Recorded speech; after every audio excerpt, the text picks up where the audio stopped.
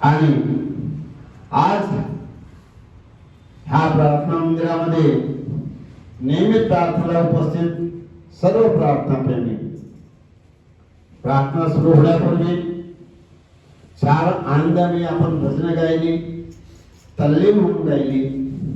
त्यानंतर वेळेवर प्रार्थनेला सुरुवात करण्यात आली. प्रार्थना ही कशासाठी असते?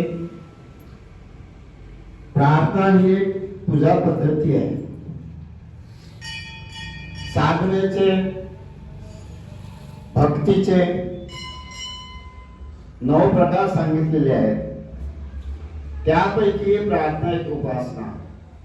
9 प्रकारामध्ये श्रवणम, कीर्तनम, विष्णू स्मरणम, पादसेवनम, अर्चनम, वंदनम, दास्य, सौख्यात्मनिवेदनम. अशा प्रकारे आपण भक्ती करत असतो.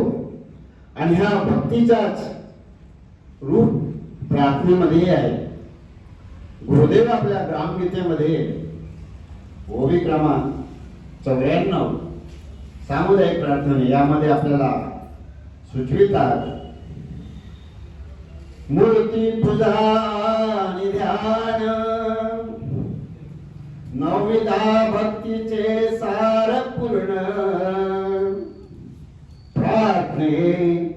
प्रार्थने सर्वची साधे साधन, सर्व जनाची. या प्रार्थना या साधनामध्ये सगळे साधन उपलब्ध झाले आहेत आणि सर्वांना याचा लाभ होत आहे. म्हणजे सामूहिकरित्या आपल्याला ही भक्ती प्राप्त होत आहे. आणि सगळ्याच प्रकारचे भजन, कीर्तन, संकीर्तन आणि ध्यान, प्रार्थना सगळ्याच गोष्टी एक वरलेल्या या सामुदायिक प्रार्थनेमध्ये आहेत. आणि याच्यातून प्राप्त काय होते? आपण कोणती गोष्ट करत असतो ती काहीतरी प्राप्त झाली पाहिजे. आपल्याला त्याचा काहीतरी लाभ जीवनामध्ये झाला पाहिजे. आपल्यामध्ये काहीतरी त्याचा फरक पडलेला पाहिजे. ते गुरुदेव त्याच्या पुढच्या ओळीमध्ये आपल्याला सांगतात. काय सांगतात गुरुदेव?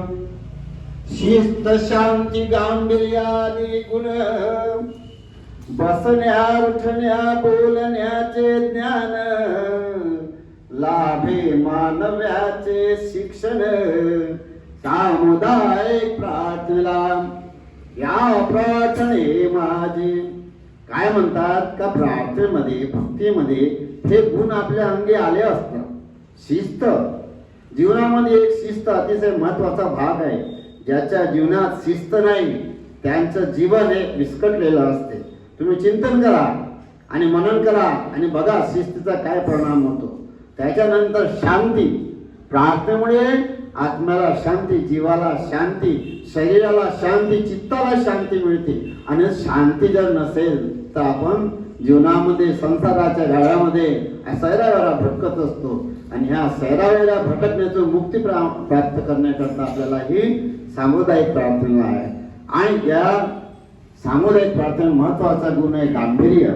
आम्ही कसं बसलं पाहिजे, कसं बोललं पाहिजे, कसं वागलं पाहिजे, समोरच्या किती प्रतिष्ठा, किती आपण वागलो पाहिजे आणि त्या वेळेचं गांभीर्य आम्ही आपल्यामध्ये दाखविलं पाहिजे.